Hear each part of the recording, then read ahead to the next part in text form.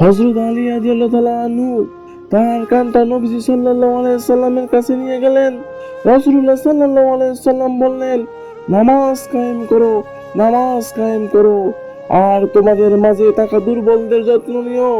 রাসূল সাল্লাল্লাহু আলাইহি সাল্লামের ঘরের বাইরে চলছে কান্নার আওয়াজ। সাহাবীরা এক একজন আরেকজনকে জড়িয়ে ধরে উচ্চস্বরে কান্নারত। হযরত আলী রাদিয়াল্লাহু তাআলা আনহু আবার তার কানটা রাসূল সাল্লাল্লাহু আলাইহি সাল্লামের মুখের কাছে ধরলো।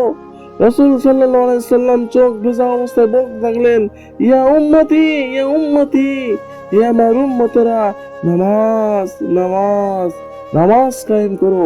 চিন্তা করা যায় আমরা কোন নবীর উম্মত।